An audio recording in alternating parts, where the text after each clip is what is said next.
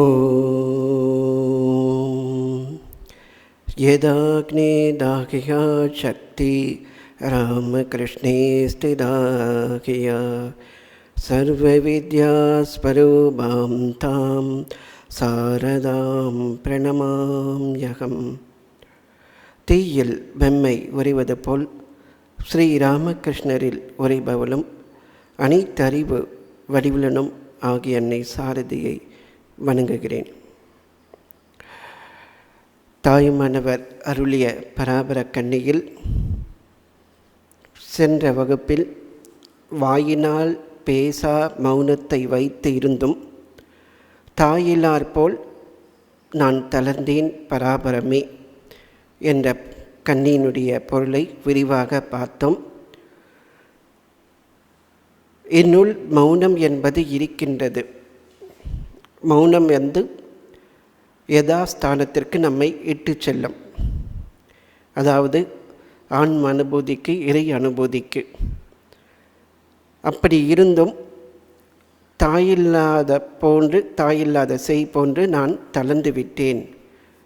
உண்மையான தெய்வீகம் என் அகத்தில் இருந்தும் அந்த தெய்வீகத்தை உணர்வதற்கான வழியும் என்னிடத்தில் இருந்தும் அதை நான் பின்பற்றாமல் தளர்ந்து விட்டேனே பலாபரமே என்ற பொருள்பட அருளிய கண்ணினுடைய பொருளை விரிவாகவே மனம், புத்தி, அதனுடைய சித்தம், அகங்காரம், மனத்துடைய வகைகள், இது பற்றியெல்லாம் நாம் விரிவாகவே பார்த்தோம். அடுத்த கண்ணி இதனுடைய தொடர்ச்சி. இதே பொருள்பட இன்னொரு கண்ணி. அன்னை இல்லா செய்போல் அலக்கன் உற்றேன் கண்ணார என் நகத்தில் தாய்போல் இருக்கும் பராபரமே. மேற்கண்ட அதே கண்ணியினுடைய இன்னொரு பொருள். அதாவது தாயில்லாத பிள்ளையை போன்று, அலக்கண்ணாக்கா துன்பம், பெரிய துன்பம், பரிதவிப்பு.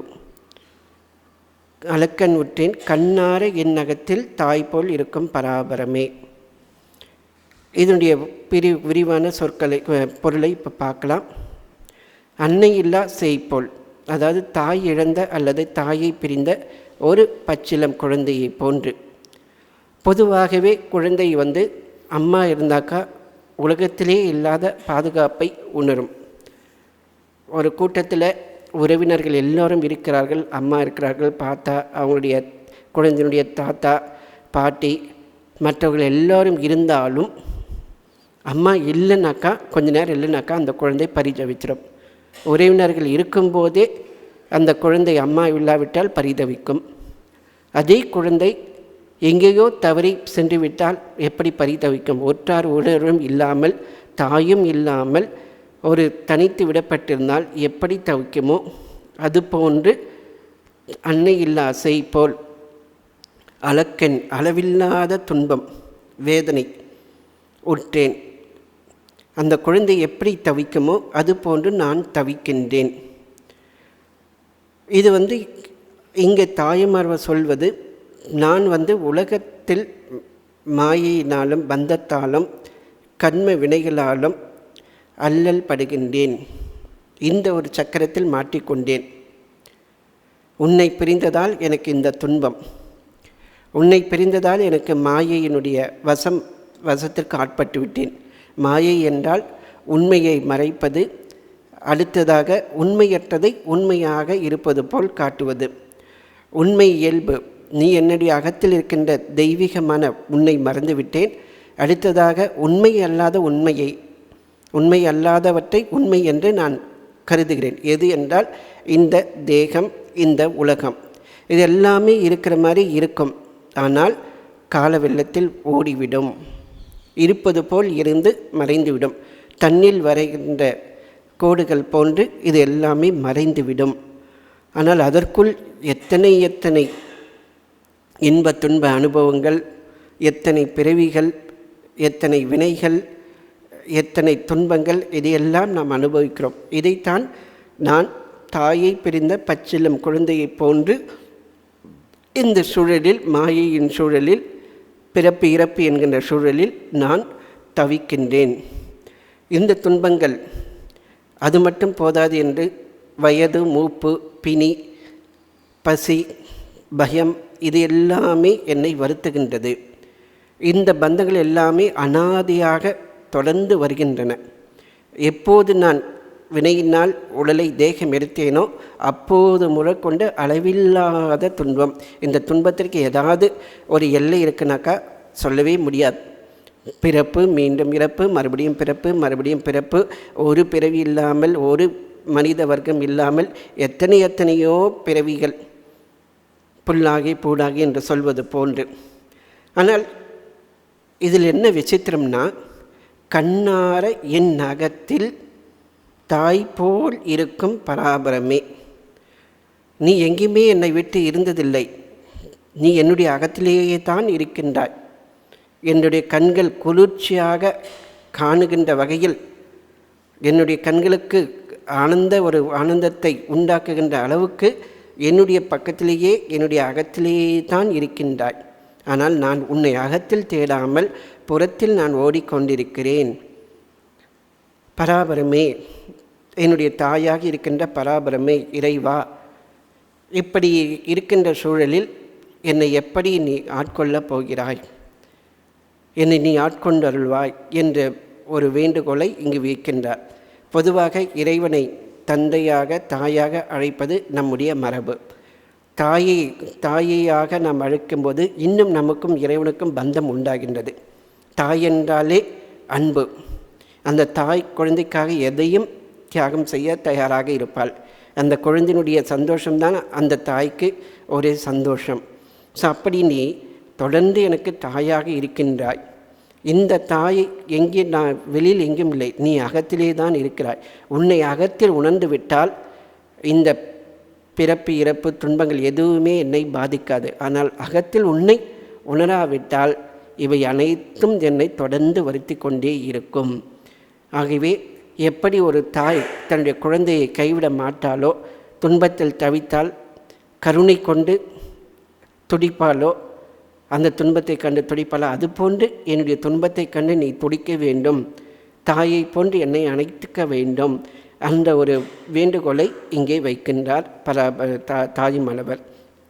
இந்த ஒரு கூட்டத்தில் குழந்தை தவித்து அழுது, அது யாருக்கு என்ன கொடுத்தாலும் சரி, எது பண்ணாலும் சரி, அது திருப்தி ஆகாது. தன்னுடைய தாயை கிடைக்கிற வரைக்கும். இங்கே நம்ம கபாலீஸ்வரர் கோயில் 63 உற்சவத்தில் பார்த்தீங்கன்னாக்கா அனௌன்ஸ்மெண்ட் வரும். 5 வயது குழந்தை, 8 வயது குழந்தை பேர் கொண்டவங்க இந்த வடக்கு மாத விதியில் இந்த பேங்க், இந்தியன் பேங்க் வளாகத்தில் இருக்குது, யாராவது இருந்தாங்க குழந்தையை அழைச்சிட்டு போங்கன்னு சொல்லி அனௌன்ஸ்மெண்ட் பண்ணுவாங்க. ஸோ அந்த மாதிரி நாம் எங்கேயோ மாட்டிக்கொண்டிருக்கிறோம். ஆனால் நீ எங்கேயோ இல்லை. அந்த குழந்தையாவது பிசிக்கலாக அம்மாவை விட்டு எங்கெங்கேயோ போயிடுச்சு, அதுவும் அத்தகைய ஒரு சுச்சுவேஷனில். ஆனால் நீ எங்கேயுமே போகலை, நீ என்னுடைய அகத்தில் தான் இருக்கிற. நீ என்னை விட்டு பிரியவில்லை, நான் தான் உன்னை விட்டு பிரிந்திருக்கிறேன். இப்படி இருக்கும்போது என்னை ஆட்கொள்வது உனக்கு கடினமான காரியமா அப்படின்னு அவர் கேட்குறார். அதாவது எல்லா உயிர்களிலும் அந்த பரபிரம்மம் நீக்கமர நிறைந்திருக்கிறது. அந்த நீக்கமர நிறைந்திருக்கிற அந்த பரபிரம்மத்தை யார் உணர்ந்து கொள்கிறார்களோ அவர்களுக்கு எல்லாவற்றிலும் அந்த இறைவனை காணக்கூடிய பாக்கியம் உண்டு. தன்னுடைய அகத்தில் யார் இறைவனை காண்கிறார்களோ அவர்கள் சுற்றிலும் இறைவனை காண்பார்கள். அவர்களுக்கு எந்த சுச்சுவேஷன், எத்தகைய துன்பம் வந்தாலும் அவர்களுக்கு பயமே கிடையாது. இந்த உலகில் நமக்கு முதல்ல துன்பமாக இருந்தது. அந்த சமயத்தில் துன்பமே வந்தால் கூட அந்த துன்பம் எல்லாம் அவர்களுக்கு இன்பமாகவே மாறிவிடும். அதற்கு நிதர்சனமான எடுத்துக்காட்டு புராணத்தில் வருகின்ற பிரகலாதன், சமீபத்தில் திருநாவுக்கரசர். இறைவனை அகத்தில் உணர்ந்து விட்டால் அவர்களுக்கு அவருடைய பிரகலாதுடைய தந்தை எத்தனை துன்பங்கள் கொடுத்தாலும் அந்த துன்பங்கள் எதுவுமே அவனை பாதிக்கவில்லை. அதே போன்று திருநாவுக்கரசருக்கு எவ்வளோ துன்பங்கள் அரசன் கொடுத்தாலும் சரி, சுண்ணாம்பு கால்வாயில் இட்டால் மாசில் வீணை போன்று அவருக்கு இனிக்கின்றது. யானையை விட்டு மிதிக்க சொன்னால் யானை வணங்குகிறது. எல்லாவற்றுக்கும் மேலாக கல் தூணில் கட்டி கடலில் விட்டால் அந்த கல் தூண் தெப்பமாக மிதக்கின்றது. இது போன்று நடக்கக்கூடாத எல்லாமே நடக்கும். எப்போது நம்முடைய அகத்தில் இறைவனை உணர்ந்து விட்டால் எதையெல்லாம் நம்மை அழுத்துகிறோமோ, கல் தூண் போன்று கடலில் நம்மளை அழுத்துகின்ற சுச்சுவேஷன் எது வந்தாலும் அந்த கல் தூணே படகு போன்று மிதப்பது போன்று நம்மை எந்த துன்பமும் அணுகாது. ஆனால் இறைவனை உணராவிட்டால் இவை எல்லாமே நம்மை வருத்தும். எனவே இந்த உலகத்தில் நாம் பிறந்ததனுடைய நோக்கமே இறைவனை கண்டு கொள்வதற்காகத்தான் பிறந்திருக்கிறோமே தவிர இறைவனை மறந்துவிட்டு உலகியல் இன்பங்களை அனுபவிப்பதற்காகவோ உலகியல் புற இது சொத்துக்களையோ அல்லது நம்முடைய இடத்தையோ விரிவாக்கம் செய்வதற்கோ அல்ல. இவையெல்லாம் எவ்வளவு தேவையோ அவ்வளவு நாம் எடுத்துக்கொண்டு மீதி நேரத்தை இறைவனிடத்திலே வைக்க வேண்டும். ஸ்ரீ ராமகிருஷ்ணர் சொல்வார், மனதில் 3/4 பங்கு இறைவனிடத்தில் வைத்து 1/4 பங்கு இறைவனுக்கு இதை மற்ற வேலைகளை செய்யுங்கன்னு சொல்லுவாங்க. ஆனால் நாம் அது கூட செய்வதில்லை. 10% கூட நம் மனத்தை இறைவனிடம் வைப்பதில்லை. ஆனால் நாம் இறைவனுக்கு மேலே புகார் சொல்வோம். ஸோ இப்படி இருக்குன்ற போது இறைவனை இழந்து விட்டால் இந்த உலகம் நமக்கு நரகமாக வருத்தும். மேலும் மேலும் நாம் மாயையில் மாட்டிக்கொள்வோம். இப்படி இருக்கின்ற அந்த இறைவனை மறந்துவிட்டு அல்லல் படுவது பரிதாபகரமான நிலை. அதுவும் எப்படிப்பட்ட பரிதாபகரமான நிலை? தாய் பக்கத்திலே இருந்தாலும் அந்த தாயை மறந்துவிட்டு துன்பப்படுவது போன்று. இப்போ இங்கே ஒரு கொஸ்டின் கேட்கும் ஒரு வரலாம். ஒரு குழந்தை இது விளையாட்டுத்தனமாக பிரிந்து போவது இயல்பு தான். தாய் தான் அந்த குழந்தையை கண்ணும் கருத்தமாக பார்க்கணும். அப்படி இருக்கும்போது இறைவன் இந்த ஜீவர்கள் இந்த அளவுக்கு இன்பத் துன்பங்கள் அனுபவங்களில் வெந்து கொண்டிருப்பதை பார்த்து கொண்டு அவனால் சும்மா இருக்க முடியுமா? அப்படி ஒரு கேள்வி கேட்கலாம். எந்த தாயுமே தன்னுடைய குழந்தை ஒரு படுகுழியில் விழுதை பார்த்துட்டு சும்மா இருக்க மாட்டாள். ஆனால் நமக்கு இவ்வளோ துன்பங்கள் இருக்கும்போதும் இறைவன் நம்மிடத்தில் ஏன் வருவதில்லை அப்படின்ற ஒரு கேள்வி வரும்போது அதற்கு ஒரு பதில், நாம் இறைவன் வரக்கூடாது, நம்மிடத்தில் வரக்கூடாது என்பதில் தெளிவாக இருக்கிறோம். இறைவன் நம்மிடத்தில் வந்துவிடக்கூடாது என்பதில் தான் நாம் விழிப்போடு இருக்கிறோமே தவிர இறைவனை நாம் அணுக வேண்டும் என்பதில் விழிப்போடு இருப்பதில்லை. இறைவன் நம்முடைய எதிரிலே தான் இருக்கிறார். ஆனால் நாம் கண்ணை மூடிக்கொண்டு கதறிக்கொண்டோம். எதிரியில் நாம் கங்கையில் நடுவில் உட்காந்து கங்கை கரையில் இல்லை கங்கையிலே நம்ம இருக்கிறோம். நம்ம இடுப்பளவு நீர் கங்கை நீர் இருக்கிறது. ஆனால் கண்களை மூடிவிட்டு தண்ணீர் தாகமாக இருக்கின்றது, தவிக்கின்றோம்.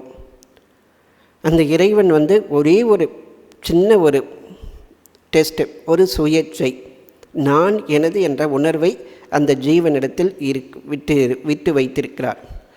யாரெல்லாம் அந்த நான் எனது என்ற அகங்கார மமகாரத்தை துறந்து அவர்களை அழைப்பார்களோ அவர்களிடத்தில் இறைவன் ஓடோடி வருகிறான். நான் எனது அகங்காரம்தான் இறைவனை நம்மிடம் வராதபடி தடுக்கின்ற தடுப்பு சுவர்களாகும். இதை நாம் அகற்றாத வரையில் நாம் எவ்வளவு அழைத்தாலும் அவை அனைத்தும் வீண்தான். ஒரு பக்கம் இறைவன் மீது பக்தி இருப்பது போன்று காட்டிக்கொள்கிறோம். இன்னொரு பக்கம் நம்முடைய தனித்துவத்தை, நான் எனது என்ற அகங்காரத்தை மமகாரத்தை வளர்ப்பதில் நாம் மும்முரமாக இருக்கின்றோம். இந்த ஒரு இயல்பு நம்மிடம் இருக்கின்ற வரை இறைவன் வரமாட்டார். ஸ்ரீராமகிருஷ்ணர் இதை சொல்வார், ஓ நெஞ்சே, உணர்வு வீட்டில் திருட்டுக்கு இடம் கொடுக்காதே. உணர்வு வீடு என்பது உள்ளம். அந்த உள்ளத்தில் இறைவனுக்கு மட்டும்தான் இடம். அந்த உள்ளத்தில் ஆசைகளுக்கோ சங்கல்ப விகல்பங்களுக்கோ இடம் கிடையாது. சங்கல்ப விகல்பம் அனைத்தும் இறைவனுக்கு தொண்டாற்றுவது, இறைவனுக்கு அர்ப்பணமாக செயல்படுவது என்ற ஒரு நோக்கத்தில் இருக்க வேண்டும். அதை தவிர்த்து நம்முடைய அகங்காரத்தை திருப்திப்படுத்துவதற்காக நாம் மேலும் மேலும் கர்மங்களை செய்யும்போது இறைவன் அமைதியாக பார்த்து கொண்டு தான் இருப்பார். இரண்டாவது, அழிவு என்பது ஒரு ஜீவனுக்கு இந்த உடல் சார்ந்த அழிவு தான். ஆன்மா ஒருபோதும் அழிவது இல்லை. எனவே நாம் தான் நம்முடைய தேகத்தை கடந்து செல்வதற்கு முயற்சி செய்ய வேண்டும். நாம் தான் இறைவனிடமிருந்து பிரிந்து வந்திருக்கிறோம். எனவே நாம் தான் அவன் பக்கம் செல்ல வேண்டும். இன்னொன்று சொல்வாங்க, நாம் இறைவனை நோக்கி ஒரு அடி வைத்தால் அவன் நம்மை நோக்கி 10 அடி வைப்பான். நாம் ஒரு அடி எடுத்து வைத்தால்தான் அவன் நம்மிடம் வருவான். நாம் அவன் பக்கம் திரும்பாத வரை அவன் இறைவன் இருந்து கொண்டே இருப்பான். ஆனால் அமைதியாக பார்த்து கொண்டு இருப்பான். இந்த குழந்தை விளையாடி கொண்டிருக்கிறது. இன்ப துன்பம் என்கின்ற ஒரு விளையாட்டை அதுவே விளையாடி கொண்டிருக்கிறது. அதுவே தான் அனைத்தும் வருத்தி கொண்டிருக்கிறது. அவர் போய் உதவி செய்ய முடியாத ஒரு நிலை. ஏனென்றால் அந்த அகங்காரம் மமகாரம் இருக்கிற வரைக்கும் அவர் வரமாட்டார்.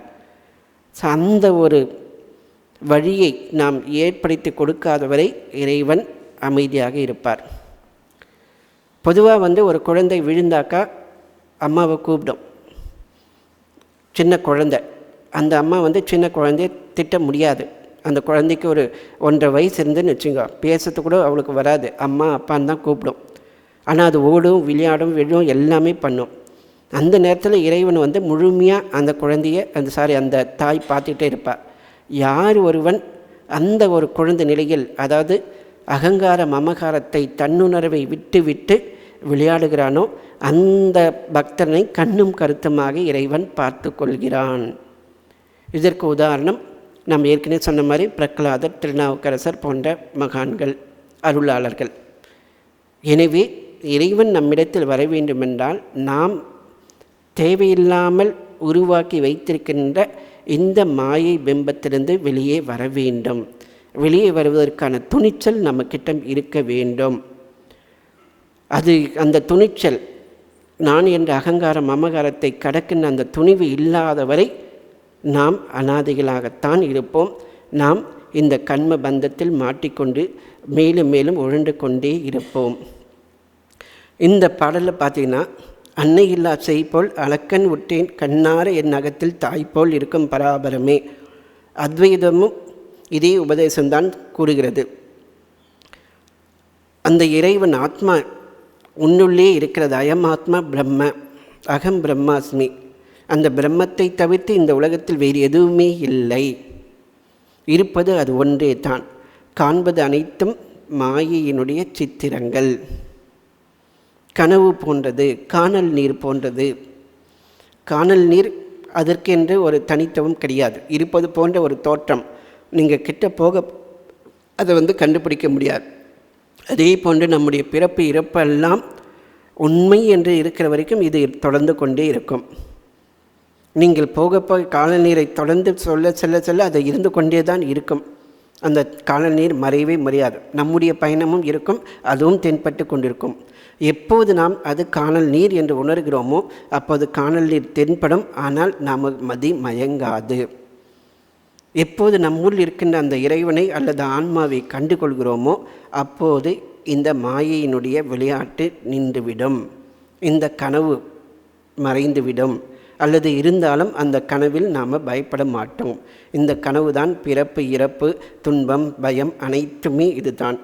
ஸோ இந்த ஒரு ஆன்மாவை இறைவனை உணராவிட்டால் நம்மை உடம்பாக உணர்ந்து இந்த உலகத்தில் இருக்கின்ற இன்பத் துன்பங்களை நோக்கி நாம் ஓடிக்கொண்டே இருந்தால், இன்பத்தை நோக்கி ஓடிக்கொண்டே இருந்தால் துன்பங்கள் நம்மை நிழலாக தொடர்ந்து வரும். இந்த துன்பங்கள் நம்மை தொடர்ந்து வருவதும் அந்த துன்பங்களில் வேதனைப்படுவதும் தான் தாயுமானவர் அன்னை இல்லா செய் போன்று நான் துன்பங்களால் இப்படி அவதிப்படுகின்றேன், அளக்கன் விட்டேன், மேலும் மேலும் துன்பத்தில் தவிக்கின்றேன். இப்படி இருக்கும்போது என் அகத்தில் கண்ணார ஒரு தாய் போன்று இருக்கின்ற நீ என்னை ஆட்கொள்வாய். உண்மையிலேயே துன்பம் இருப்பது போன்று தெரிகிறது. ஆனால் ஆழ்ந்து பார்த்தால் துன்பம் என்பது உண்மையில் இல்லை.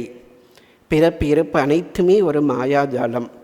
எனவே தான் நாம் அகத்தை நோக்கி பயணிக்க வேண்டும். புறத்தை நோக்கி நாம் செல்ல செல்ல அனைத்தும் நம்முடைய தகுதிக்கு ஏற்ப, நம்முடைய சக்திக்கு ஏற்ப பல விஷயங்களை நாம் சாதிக்கலாம். உலகில் கல்வி கேள்விகளில் சிறந்து பல பதவிகளை பெற்று பல சொத்து சுகங்களை அனுபவித்து பலவிதமான இன்பங்களை அனுபவித்தாலும் அவை அனைத்துமே ஒரு க்ஷணத்தில் முடிவுக்கு வந்துவிடும். கடோபநிஷத்தில் 3 இரவுகள் நீ என்னுடைய வாசலில் இருந்துட்ட, உனக்கு 3 வரங்களை கொடுக்குறேன், என்ன வர வேணாலும் கேட்டுக்கோ. முதல் வரம், நான் மறுபடியும் நான் போகும்போது என்னுடைய அப்பா என்ன சேர்த்துக்கணும். 2வது, ஒரு வேள்வியை பற்றி ஒரு அடிப்படையான கேள்வி. 3வது, மரணம் என்பது என்ன. இறந்த பிறகு ஒருத்தன் இருக்கிறான்னு சொல்கிறாங்க, சில பேர் இல்லைன்னு சொல்கிறாங்க. இதனுடைய உண்மை எனக்கு தெரிய வேண்டும். உடனே என்னாச்சு, யமதர்மன் பல டெஸ்ட் வைக்கிற அப்படி. இந்த கேள்விக்கான விடை தேவர்களுக்கு கூட தெரியாது. அவங்களுக்கே இந்த விஷயத்தில் சந்தேகம். நீ சிறுவன், உனக்கு சொன்னால் புரியாது, அதனால் இது தவிர வேறு ஏதாவது வரம் கேள் அப்படின்னு கேட்கும்போது எனக்கு இந்த வரத்தை தவிர்த்து வேறு எதுவுமே வேணான்னு கேட்குறான். உடனே அவர் சொல்கிற அப்படி, உனக்கு என்ன வேணும்னாலும் கேட்டுக்கோ, எவ்வளோ காலம் நீ உலகத்தில் வாழணும்னு ஆசைப்படுறியோ அவ்வளோ காலம் நீ இருந்துக்கோ. அதுவும் நோயற்ற உடல், குறைவற்ற செல்வம், அழிவற்ற ராஜ்யம். அதாவது நீ இருக்கிற வரைக்கும் அந்த ராஜ்யம் இருந்துக்கிட்டே இருக்கும். நீ உலகத்தில் எவ்வளோ காலம் வேணாலும் கல்ப கோடி காலம்னா கூட இருந்துக்கோ எல்லாம் சொல்கிறார். இந்த தேவர்கள், இந்த தெய்வ மங்கைகள், இவங்கெல்லாம் சாதாரண மனிதர்களுக்கு கிடைக்க மாட்டாங்க. இவங்களையெல்லாம் உனக்கு தரேன். தேவலோகத்தில் இருக்கிற அத்தனை இன்பங்களும் நீ பூலோகத்தில் இருந்துக்கிட்டே எல்லாம் பண்ணு. ஆனால் மரணத்துடைய ரகசியத்தை பற்றி மட்டும் கேட்காத. அவன் சொன்ன ஒரு பதில், நீ சொன்ன இன்பங்கள் எல்லாமே ஒரு நாள் க்ஷணமாக மறைந்துவிடும். துன்பம்னு தெரிஞ்சுட்டு யாராவது ஒருத்தன் அதுக்கு பின்னாடி ஓடுவானா? தயவு பண்ணி இந்த விளையாட்டெல்லாம் என்கிட்ட வேண்டாம், நான் கேட்ட கேள்விக்கு பதில் சொல்லுங்க அப்படின்னு தெளிவாக கேட்கும்போது தான் ரைட், உனக்கு இந்த உலகியல் விஷயங்களில் ஆசை எதுவும் இல்லை, பற்றும் எதுவும் இல்லை, நீ மாயையை கடந்து செல்வதற்கான துணிவு உன்னிடத்தில் இருக்கின்றது. எனவே உனக்கு நான் அந்த இரகசியத்தை சொல்கிறேன் என்று யமதர்மன் அதனை உபதேசம் செய்கிறார். எனவே ஆன்மீகம் என்பது நம்மை கடந்து செல்வதற்கான துணிவு, நம்மை இறைவனிடம் ஒப்படைப்பதற்கான துணிவு. நம்ம இறைவனிடம் ஒப்படைப்பது என்றால் இன்பத் துன்பம் எது வந்தாலும் இறைவன் கொடுக்கின்ற பிரசாதம். எந்த செயல் செய்தாலும் அது நான் இறைவனுக்கு செய்கின்ற ஒரு பூஜை. இந்த ஒரு நிலையில் இருக்கும்போது நமக்கு ஒரு விடுதலை கிடைப்பதற்கான அறிகுறி நம்மை வரும். அந்த நிலையில் வரும்போது நாம் அர்ப்பணம் செய்து வாழும்போது இறைவனுடைய காட்சி நமக்கு கிடைக்கும். அந்த காட்சி கிடைத்து விட்டால் இந்த உலகத்தில் நாம் இருந்தாலும் அந்த உலகம் நம்மை துன்பப்படுத்தாது. இந்த தாய்மலர் அருளிய பராபர கன்னி மாதிரி ஒரு கதை நாம் ஏற்கனவே சொன்ன உவமை தான். ஸோ ஒரு சிறுவன், அவனுடைய பேர் அமுதன்னு கூட வச்சுக்கலாம். அவனுக்கு சின்ன வயசுலேயே தாய் கிடையாது. அவங்க அப்பா வெளியூர் எங்கேயோ போயிடுறாங்க. உறவினர் வீட்டில் வளர்ந்து வர்றான். ஆனாலும் அவனுக்கு அன்பு என்பது கிடைக்கல. ஒரு நாள் அவன் திருவிழா கூட்டத்தில் போகிறான். அங்கே மற்ற குழந்தைகள் எல்லாம் தாயோடு இருப்பதை பார்த்துட்டு அந்த தாய் குழந்தைகளை கவனிப்பதும் அந்த குழந்தைகளுக்கு வேண்டியதெல்லாம் கொடுத்து அந்த பாசத்தோடு கவனிக்கிறதையும் அவன் பார்க்குறான். அப்படி இருக்கும்போது அவனுக்கு ஒரு துக்கம், எனக்கு மட்டும் ஏன் அம்மா இல்லை அப்படின்னு சொல்லி ஒரு இடத்துல உட்காந்து அழுதுட்டு இருக்கிறான், பழைய கோயில் மண்டபத்தில். அப்போ ஒருத்தர் கேட்குறார், எதுக்குப்பா நீ அழுதுட்டு இருக்கிற? இந்த மாதிரி எனக்கு அம்மா கிடையாது, நான் ஒரு அனாதை, இங்கே எல்லா குழந்தைகளும் அம்மாவோடு இருக்கிறாங்க, ஆனால் எனக்கு அந்த மாதிரி இல்லைன்னும் போது, உன்னுடைய பெற்ற தாய் மறந்திருக்கலாம், ஆனால் உனக்குள் ஒரு தாய் இருக்கிறாள். அவள் இந்த தூணிலும் இருக்கிறாள், துரும்பிலும் இருக்கிறாள், உன்னுடைய மூச்சு காற்றுக்குள் இருக்கின்றாள். அவன்தான் பராபரம், அவனே உனக்கு தாயாக இருக்கிறாள், நீ தனியால் இல்லை, அந்த தாய் உனக்குள்ளே இருக்கிறான்னு சொல்லி ஒருத்தர் உணர்த்துறார். அப்படி உணர்த்தவர் தான் குரு. ஸோ அந்த ஒரு குருவினுடைய உபதேசம் பெற்றவுடனே அவனுடைய பார்வை அப்படி மாறிவிடுகிறது. அந்த உபதேசம் கிடைத்த க்ஷணத்தில் என்னுடைய அகத்தில் தாய் இருக்கின்றார் என்ற ஒரு உண்மை அவனுக்கு புரிந்துவிட்டது. அந்த உண்மையை நோக்கி அவன் பயணம் தொடர்ந்தது. அந்த குரு அருளாலும் அவனுடைய முயற்சியினாலும் அந்த தாயை கண்டு கொள்கிறான். எனவே நாம் மகான்கள் உபதேசத்தை நன்கு கவனித்து அதை கிரகித்து கொள்ள வேண்டும். அந்த உபதேசத்தின்படி சென்றால் நமக்கு துன்பம் இல்லை. இல்லாவிட்டால் நமக்கு துன்பம் மட்டும்தான் எஞ்சியிருக்கும். குலசேகர ஆழ்வார் 4000 திவ்ய பிரபந்தத்தில் ஒரு பாசுரத்தை அருளி செய்திருக்கிறார். தரு துயரம் தடாயில் உன் சரணம் அல்லால் சரண் இல்லை, விரை குழுவும் மலர் பொழில் சூழ் வித்துவ கோட்டு அம்மானே அரிசினத்தால் ஈன்ற தாய் அகற்றினும் மற்ற அவள் தன் அருள் நினைத்து அழும் குழவி அது போன்று இருந்தேனே. இது கொஞ்சம் எதிர்மறையாக அவர் பாடியிருக்கிறார். வித்துவ கோட்டு என்ற திருத்தலத்தில் இருக்கின்ற இறைவா, நீ எனக்கு துயரத்தை தீர்க்கவில்லை, ஆனாலும் உன்னுடைய திருவழிகளை தவிர்த்து எனக்கு புகலிடம் இல்லை. நான் துயரப்படுவதை நீ பார்த்துட்டு தான் இருக்கிற, ஆனாலும் உன்னை தவிர்த்து வேறு எனக்கு எதுவும் கதியும் கிடையாது. நீ எங்கே இருக்குன்னு தெரியுமா? வாசனை மிகுந்த மலர் சூழல்கள் எல்லாம் சூழ்ந்திருக்கின்ற அந்த ஊரில் எழுந்தருளிக்கின்றாய். ஒரு அம்மா தன்னுடைய பிள்ளைக்கு இடத்துல கோச்சிக்கிறாங்க, அது ஏதோ தப்பு பண்ணிடுச்சு, கோச்சிக்கிறாங்க. அதனால் அம்மா குழந்தைய தள்ளி விடுறா, போய் இங்கேருந்து போன்னு சொல்லி தள்ளி விடுறாங்க. ஆனாலும் அந்த குழந்தை அம்மாவை நினச்சி தான் அழும். நானும் அந்த பிள்ளையை போன்று அழுகின்றேன். நான் மாயையில் மாட்டிக்கிட்டு தான், கண்ம வினைகளில் மாட்டிக்கிட்டு தான். ஆனாலும் நீ தள்ளிவிட்டால் உன்னை தவிர்த்து வேறு யார் எனக்கு துணையாக இருக்கிறாங்க? நீ எனக்கு அருளாவிட்டால் வேறு யார் எனக்கு அருள் செய்வார்கள்? இது அனன்ய கதி. இறைவனை தவிர்த்து வேறு எந்த புகலிடமும் இல்லை, இறைவனுடைய அருளை தவிர்த்து வேறு எதுவுமே வேண்டாம் என்று பிடிவாதத்தோடு ஆன்ம சாதனை செய்கின்ற ஒரு நிலை இது. இறைவா, எனக்கு இந்த இன்பத் துன்பம் அனைத்தும் போதும், உன்னை தவிர்த்து வேறு எதுவுமே இல்லை, எனக்கு வேண்டாம் அப்படின்னு சொல்லி அவரே நினைந்து உருகுகின்ற ஒரு நிலை. அப்படி நினைந்து உருகும்போது என்ன நடக்கிறது? இறைவன் கடைக்கண் பார்வையை அந்த ஜீவனிடத்தில் படுமாறு செய்கிறான். அப்படி படும்போது துன்பம் மிகுந்த அந்த சூழல், அந்த எப்படி அவர் சொல்கிறார், அதாவது தாயின் பிரிந்த அந்த துயரம் எப்படி தவிக்கின்றதோ அந்த மாதிரி தவிக்கின்ற அதே உலகம் அவர்களுக்கு ஒரு இன்பத்தை தருகின்ற ஒரு சூழலாக மாறிவிடுகிறது. இதை குறிக்கின்ற இன்னொரு பாடல், இது திருநாவுக்கரசருடைய பாடல், புகழ்பெற்ற பாடல்.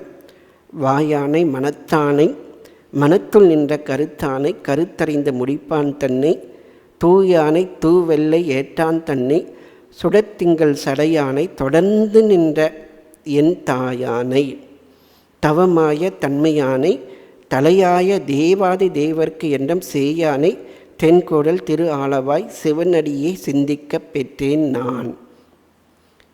இந்த நான் உணர்வு என்பது எதற்காக இருக்க வேண்டும் என்பதை இந்த பாடல் நமக்கு உணர்த்துகிறது.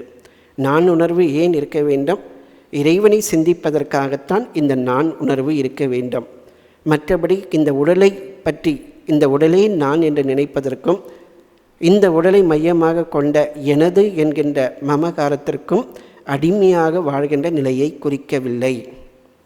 நான் என்பது நீ, உன்னுடையவன். எனது என்பது அனைத்தும் உன்னுடைய உடைமை. இப்படி நாம் அவனுக்கு முழுமையாக சரண் புகுந்து விட்டால், அனைத்தையும் அர்ப்பணம் செய்து விட்டால், அவன் கடைக்கண் பார்வையை நம் மீது புகட்டுவான். அப்போது என்ன நடக்கும்? அவன்தான் என்னுடைய வாயினுள்ளும் மனத்தினுள்ளும் வாயாகவும் பேசுகின்ற அந்த சொற்களாகவும், அந்த சொற்கள் எழுகின்ற மனமாகவும், மனத்தில் அந்த சொற்கள் எழுகின்ற அந்த ஒரு நிலை சித்தமாகவும் அந்த கருத்தாகவும் இருக்கின்றான். அவன் யார்? தூயானை, எப்போதும் தூய்மையாக இருப்பவன். தூய்மை என்றால் இந்த பந்த பாசம் மாயை, அதற்கு அப்பாற்பட்ட சிவம். பந்தத்துள் ஆட்பண்டவன், அடிமைப்பட்டவன் ஜீவன். பந்தத்திற்கே ஆட்படாதவன் சிவன். அத்தகைய தூயவன். அவன் எப்படி எங்கே இருக்கிறான்? தூ வெள்ளை ஏற்றான் தன்னை. அந்த காளையை, எருதை வாகனமாக கொள்கிறான். அந்த எருது வாகனம் எப்படி இருக்கிறது? தூ வெள்ளை, வெண்ணிறமாக. யார் ஒருவன் தன்னுடைய உள்ளத்தை அந்த காளையை போன்று தூய்மையாக வைத்திருக்கிறார்களோ, எப்படி தன்னுடைய மனத்தை அவனுடைய வாகனமாக கொடுக்கின்றார்களோ, தன்னையே அவனுடைய கருவியாக ஒப்படைக்கிறார்களோ, அவர்களிடத்தில் சுடத்திங்கள் சடையானை ஒளிர்கின்றான். அவனுடைய அகத்தில் அவன் ஒளிர்கின்றான், ஜோதி சொரூபமாக ஒளிர்கின்றான். அப்படி ஜோதி சொரூபமாக ஒளிர்கின்ற போது ஒரு விஷயம் நமக்கு தெரிய வரும். என்னதென்றால், தொடர்ந்து நின்ற என் தாயானை. என்னுடைய அகத்தில் இருக்கின்ற இந்த தாய் இந்த பிறப்பில் மட்டுமல்ல, எத்தனை பிறப்புகள் இருந்தோனோ அத்தனை பிறப்புக்கும் அவனே என்னுடைய தாய். அவன் எப்படிப்பட்டவன், அந்த தாயின்னு நான் கண்டுகொண்டேன். ஆனால் அந்த தாய் எப்படிப்பட்டவள்னாக்கா தவமாய தன்மையானை அதாவது தவத்தின் பயனாக இருப்பவன். எத்தனை ஆன்மீக சாதனைகளை அனைத்தும் செய்கிறோமோ அத்தனைக்கு என்னுடைய பலனாக இருப்பவன் அவன். அது மட்டுமல்ல, தலையாய தெய்வாதி தேவருக்கு என்றும் சேயானை. அதாவது தேவாதி தேவர்களுக்கு வேண்டப்பட்டவன், தேவர்கள் அனைவராலும் தொழுகின்ற இறைவன், அவனுடைய அருளுக்காக இறைஞ்சுகின்ற தன்மை கொண்டவன். அவனுடைய கடைக்கண் பார்வைக்காகவே அவர்களெல்லாம் இயங்கிக் கொண்டிருக்கிறார்கள். அப்படிப்பட்ட அந்த இறைவன் தென்கூடல் திரு ஆலவாய் மதுரையம்பதியில் எழுந்தருளிருக்கின்றார். அந்த சிவன் அடியை சிந்திக்க பெற்றேன் நான். அந்த சிவபெருமானின் திருவடிகளை நான் தொடர்ந்து சிந்தித்து கொண்டே இருக்கின்றேன் அப்படின்னு அவர் பாடுறார்.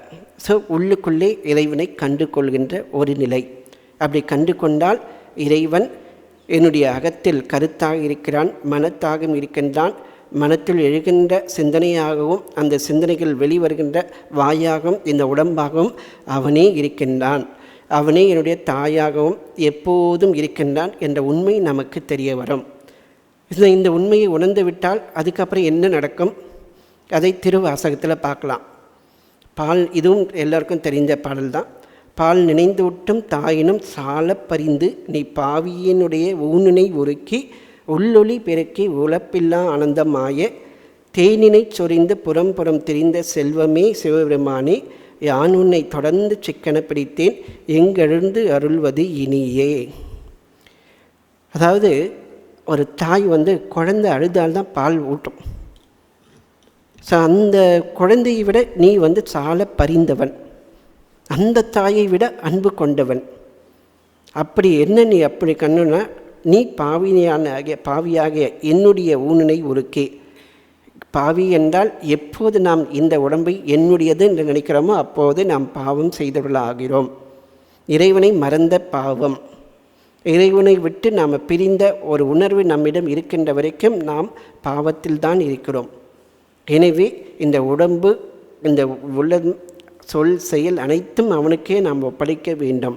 அப்படி உன்னை பிரிந்து அந்த துன்பத்தில் வழுதுகின்ற என்னிடத்தில் உன்னுடைய உடம்பை உருக்கிவிட்டாய். உங்கள் உடம்பின்னும் போது மனமும் இந்த உடம்பு ஒன்று கொண்டு தொடர்புடையது. மனம் அழியும் போது உள்ளொளி பெருக்கின்றது. இந்த இறைவனுக்கும் நமக்கும் இந்த வேதத்தை உண்டாக்குவது இந்த மனம்தான். அந்த மனம் அழியும் போது நம்முடைய தேகாத்ம புத்தி மறைகின்றது. ஸோ என்னுடைய தேகாத்ம புத்தியை அழித்து விட்டாய். ஊனினை உருக்கி உள்ளொளி பெருக்கி உள்ளத்தில் அந்த ஞான ஒளியாக இருக்கின்றாய். அழியாத இன்பமாகிய தேனினை சொரிந்து உழப்பில்லா ஆனந்தம் ஆகிய தேனினை சொரிந்து. இதுனாக்கா தேன் கொஞ்சம் சாப்பிட்லாம், தொடர்ந்து நீங்கள் சாப்பிட்டே இருக்க முடியுமா? முடியாது. ஆனால் இந்த இன்பம் தொடர்ந்து நாம் அனுபவித்து கொண்டே இருக்கலாம்.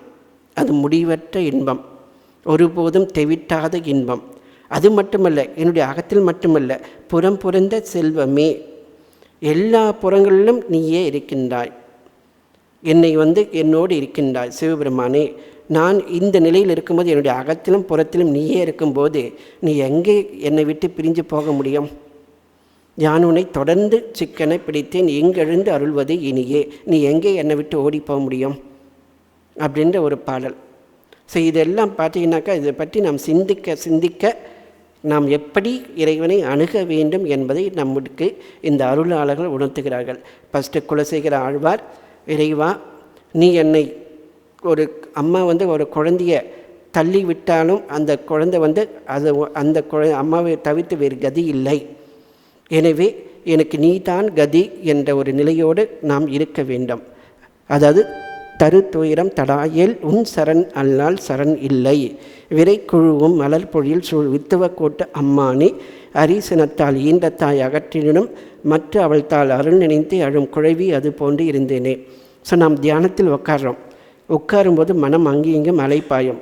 ஆனாலும் நாம் தொடர்ந்து சிந்திக்க வேண்டும், இறைவனையே பற்றிருக்க வேண்டும். நாம் இறைவனை பற்றியிருப்பதை, அவனுடைய திருநாமத்தை சொல்வதை, அவனுக்கு செயல்களை அர்ப்பணம் செய்கின்ற அந்த பாவனையை காலையில் எழுந்ததிலிருந்து முதல் இரவு படுக்கின்ற வரைக்கும் நம்முடைய செயல்கள் அனைத்துமே இறைவனுக்கு அர்ப்பணம், ராமகிருஷ்ண அர்ப்பணம், சிவார்ப்பணம் அல்லது கிருஷ்ணார்ப்பணம் என்று நாம் வாழ்ந்து கொண்டே இருக்க வேண்டும். எந்த செயல் செய்தாலும் இறைவா அது உனக்கு தான் என்ற ஒரு நிலையோடு இருக்கும்போது அவன் நமக்கு உள்ளொளி தருவான், காட்சியை கொடுப்பான். ஏனென்றால் நாம் வாழ்வது அவனுக்காகவே வாழும்போது அவன் நம்மை பிரிந்து இருக்க முடியாது, அவன் நம்மை மறைத்து இருக்க முடியாது, நம்மிடமிருந்து இருக்க முடியாது. அந்த நிலையில் வரும்போது தான் அந்த வாயானை மனத்தானை, மனத்தில் நின்ற கருத்தானை, அந்த ஒரு நிகழ்வு நம்முடைய வாழ்க்கையில் நடக்கும். அந்த இறை தரிசனம் நமக்கு கிடைத்துவிட்டால் அவனே அகமும் புகரமும் எங்கும் இருக்கின்றான், பால் நினைந்தூட்டும் தாயை போன்று இருக்கின்றான். முதல்ல தாயை எப்படி கோபம் கொண்டு தள்ளிவிட்ட நிலையில் இறைவன் இருக்கிறான், கோபத்தால் தள்ளி ஒரு தாய் போன்று இருக்கிறான். அடுத்து அவனை கண்டுவிட்ட பிறகு அந்த தாயை விட உயர்ந்த கருணை நிலையில் இறைவன் இருக்கின்றான் என்பதை நாம் உணர்ந்து கொள்ள முடியும். அப்போ அந்த இறைவனை உணர வேண்டுமென்றால் நாம் என்ன செய்ய வேண்டும்? அந்த இறைவன் நம் அகத்திலே தான் இருக்கின்றார். அவரை உணர்வதற்கு என்ன செய்ய வேண்டும்? முதலில் சிந்தனை, விவேகம். எது உண்மை, எது பொய், எது நிலையானது, எது நிலையற்றது, எது இறைவனை அடைவதற்கு உதவும், எது இறைவனை விட்டு நம்மை பிரிக்கும், இதை பற்றிய ஒரு சிந்தனை நமக்கு வேண்டும்.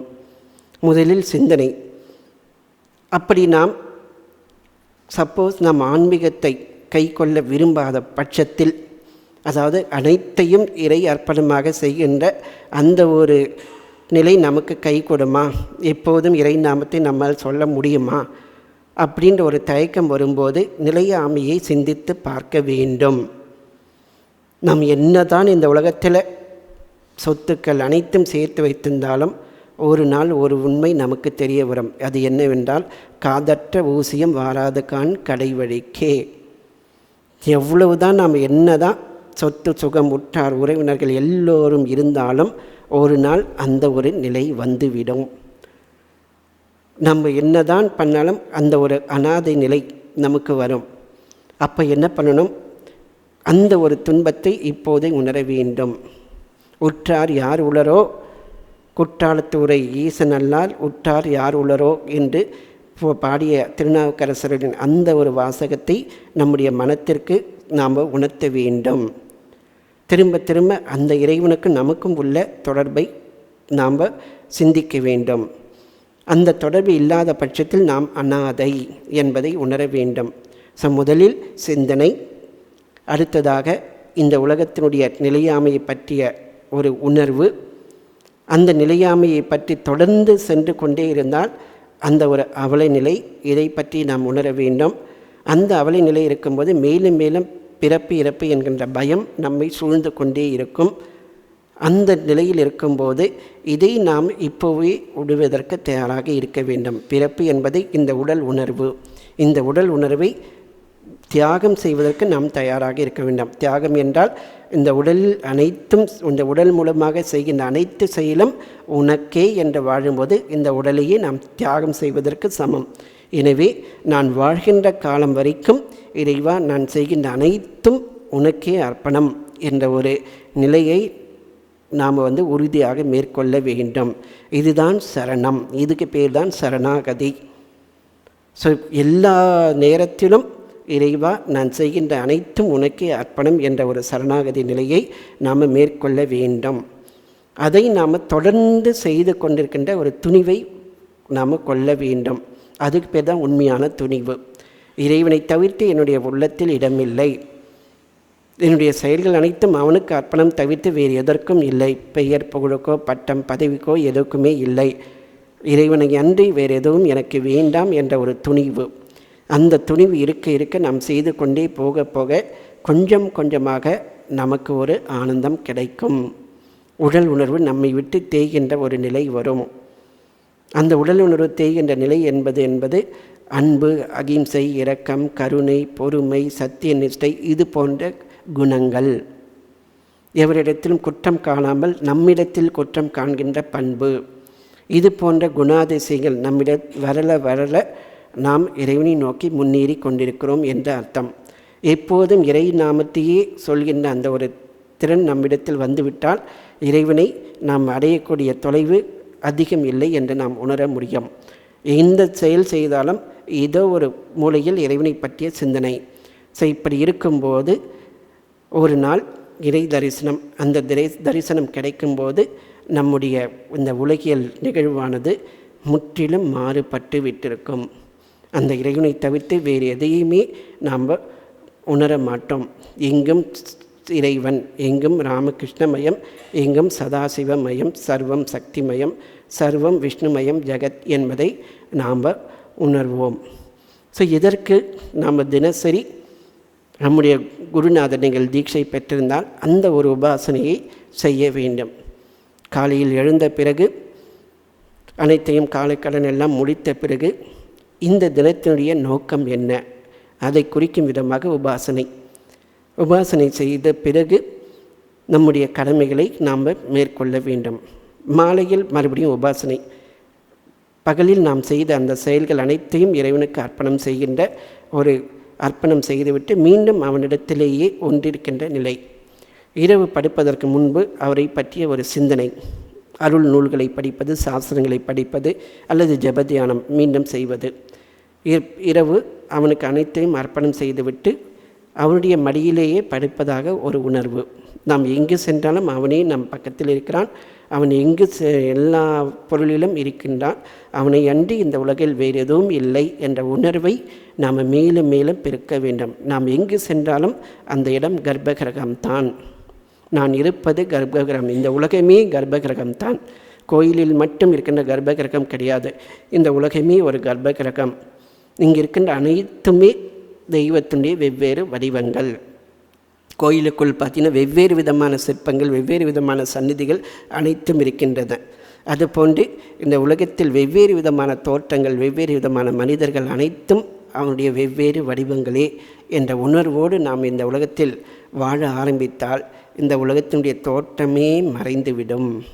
அந்த கொடுமை என்பது மறைந்துவிடும். அப்போது இறைவனை எப்போதும் எல்லா நேரத்திலும் உணரலாம். எனவே அந்த ஒரு அனுபவத்தை, அந்த ஒரு அமைதியை, அந்த ஒரு சாந்தத்தை நாம் உணர்வதற்கு முயற்சி செய்ய வேண்டும். இது எப்படி என்றால் பகவத்கீதையில் வருகின்ற ஒரு ஸ்லோகத்தினுடைய ஒரு வெளிப்பாடாக கொள்ளலாம். ஆபூரியமானம் அச்சல பிரதிஷ்டம் சமுத்திரமாப பிரவிசந்தி யத்வத் தத்வத் காமாயம் பிரவிசந்தி சர்வே ச சாந்தி மாப்னோதி ந காம காமி. அந்த கடல் முற்றிலுமாக நிறைந்திருக்கிறது, அமைதியாக இருக்கிறது. அந்த கடல் எங்கேயுமே தனியாக ஓடுவதில்லை. ஆனால் அந்த கடலிடத்தில் தான் எல்லா நதிகளும் வருகின்றன. எல்லா நதிகளும் அதோடு சங்கமம் ஆகிவிடுகின்றன. அதுபோன்று யாருடைய உள்ளத்தில் ஆசைகள் எழுவதில்லையோ, அப்படி எழுந்தாலும் அந்த அமைதி கடலுக்குள் கலந்து விடுகின்றதோ அவன் மன அமைதி பெறுகிறான். தன்னை சமுத்திரம் போன்று ஆக்கி கொண்டவன் அமைதி பெறுகின்றான். ஆறுகளை போன்று அலைபவன் அமைதியை பெறுவதில்லை. இந்த ஆறுகள் தான் ஆசைகள். எனவே நம்மை நாம் சமுத்திரம், அந்த எல்லையற்ற கங்கு கரை இல்லாத சமுத்திரத்தில் நம்மை ஒப்படைத்து விட வேண்டும். இந்த ஒரு துளி அந்த சமுத்திரத்தில் கலந்து விட்டால் சமுத்திரம் ஆகிவிடும். இந்த துளி எதில் விழுகிறதோ அதற்கு ஏற்ப அனுபவத்தை பெறும். ஒரு டம்ளரில் விழுந்தால் ஒரு தண்ணீருக்குள் இருக்கின்ற ஒரு ஜலம், குளத்தில் விழுந்தால் குளத்தில் இருக்கின்ற ஒரு ஜலம், ஒரு தொட்டியில் இருந்தால் தொட்டியில் இருக்கின்ற ஜலம், ஒரு ஏரி, ஒரு குளம், அடுத்து ஆறு, அடுத்து கடல். நம்மை எத்தோடு நம்மை அடையாளப்படுத்திக்கிறோமோ அதற்கு ஏற்ப அனுபவம் நமக்கு கிடைக்கும். எனவே நம்மை இந்த சிறிய உடம்புக்குள் அடையாளப்படுத்தி கொள்ளாமல் அந்த இறைவனோடு நம்மை ஒப்படைத்துவிட்டு அந்த இறைவனையே நம் அகத்தில் உணர்கின்ற அந்த ஒரு நிலையை நாம் பெறுவோம். அதற்கு ஒரு 5 நிமிடம் இப்போதே முயற்சி செய்வோம். ஒரு சின்ன ஒரு தியான பயிற்சி. எல்லோரும் நிமிர்ந்து உட்காருங்கள். இந்த அமைதியை உணர்வதற்கு கண்களை மூடுங்கள். உங்கள் சுவாசத்தை மட்டும் கவனியுங்கள்.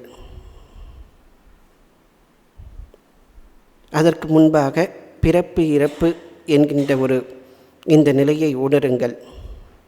இந்த பிறப்பு இறப்பு எதனால் வருகின்றது? உடல் உணர்வு இருப்பதால் நான் என்ற எண்ணம் கொண்ட போது என்னுடைய உள்ளத்தில் தோன்றுகின்ற இந்த மனித வடிவம், அந்த மனித வடிவத்தை மையமாக கொண்ட எண்ணங்களின் வெளிப்பாடாக சொற்கள், செயல்கள், அதன் பலன்கள் இதையே சுற்றி சுற்றி வருகின்றன. அடுத்து நாமே உருவாக்கி இருக்கின்ற உலகம், நம்மை சுற்றி இருக்கின்ற உலகம், நம்முடைய வீடு வாசல் அனைத்துமே நாமே உருவாக்கி கொண்டது. இவை அனைத்தையும் சிந்தனை செய்யுங்கள். இவை அனைத்தும் இறைவனை பிரிந்த நாம் உருவாக்கி கொண்டிருக்கிறோம். ஒரு நாள் காதற்ற ஊசியும் வாராது கான் கடைவழிக்கே என்ற ஒரு நிலை வரும். அனைத்தையும் நாம் விட்டு செல்ல வேண்டும். அப்போது யார் நம்மிடம் இருப்பார்கள்? குற்றாலத்து உரை ஈசன் அல்லால் நமக்கு உற்றார் யாரும் இல்லை. இறைவன்தான் நமக்கு ஒரே உறவினர். அவனே நம்முடைய தாய். அவனை அடைவது எப்படி? இனிமேல் என்னுடைய செயல்கள் எனக்காகவோ மற்றதுக்காகவோ இல்லை, இறைவனுக்காக மட்டுமே என்னுடைய செயல்கள் என்ற ஒரு சங்கல்பம் இப்பொழுது எடுத்துக்கொள்வோம். அந்த சங்கல்ப உணர்விலேயே இருப்போம்.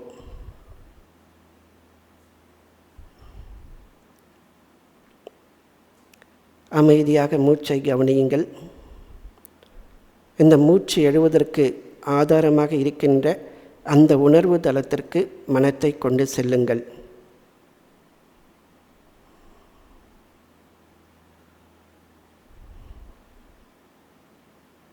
அந்த உணர்வு தளத்திற்கு அடி ஆழத்தில் நம்முடைய இறைவன் இருக்கின்றார்.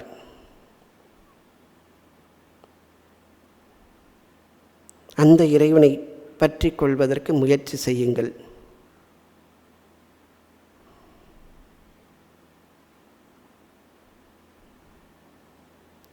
அந்த இறைவனை தொடர்ச்சியாக சிந்தனை செய்ய முடியாவிட்டால் அந்த இறைவனுக்கு மானச பூஜை செய்யுங்கள். அவருடைய பாதங்களை அலம்பி சந்தனம் குங்குமம் போன்றவற்றை அர்ப்பணம் செய்து, நெய்வேத்தியத்தை அர்ப்பணம் செய்து அவருடைய திருநாமத்தை உச்சரித்து கொண்டே இருங்கள். அவன் உங்களை பார்ப்பதாகவும் நீங்கள் அவனை பார்த்து ஜெபம் செய்வதாகவும் எண்ணுங்கள். இவ்விதம் அந்த உபாசனையை செய்து கொண்டே செல்லுங்கள். ஜெபம் நிறைவுற்ற பிறகு உங்களுடைய வடிவம், நீங்கள் உடல் கொண்டிருக்கின்ற அந்த வடிவம் ஜோதிமயமாக மாறி இறைவனின் திருவடியில் கலப்பதாக எண்ணுங்கள். இப்பொழுது உங்களுடைய அகத்தில் இறைவன் மட்டும்தான் இருக்கின்றார். அவனையே சிந்தனை செய்யுங்கள். அவனையே சிக்கென பற்றியிருங்கள்.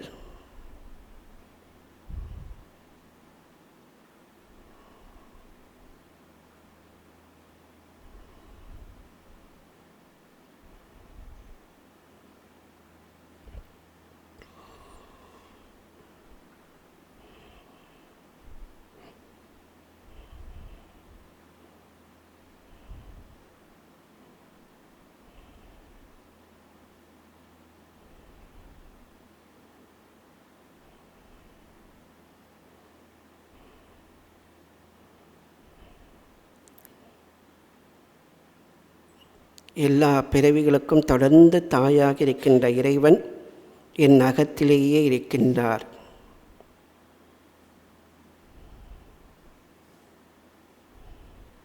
அவரே புறத்திலும் எல்லாமாய் இருக்கின்றார். இனி என்னுடைய சொல், செயல், சிந்தனை அனைத்தும் அவனுக்கே உரியது. இதுவே என் வாழ்வாக அமையும். இறைவா உனக்கு போற்றி என்று அவனுக்கு அனைத்தையும் அர்ப்பணம் செய்யுங்கள். அகத்தில் இருக்கின்ற அந்த இறைவனை பற்றிய உணர்வை கண்களை திறந்த பிறகும் உணர்வதற்கு முயற்சி செய்யுங்கள். நீங்கள் நடந்து செல்லும் போதும் இறைவன் அகத்தில் இருப்பதை உணருங்கள். அவன் உள்ளும் புறமும் எங்கும் இருப்பதை உணர்வதற்கு முயற்சி செய்யுங்கள். இதனை நாள் முழுக்க பயிற்சி செய்யுங்கள். சிறிது சிறிதாக பயிற்சி செய்யுங்கள். ஓம் தத்சத் என்று மனதார இறைவனை தொழுதுவிட்டு கண்களை திறந்து எதிரில் இருக்கும் பகவான் ஸ்ரீ ராமகிருஷ்ணரின் திருவுருவப் படத்தை பாருங்கள்.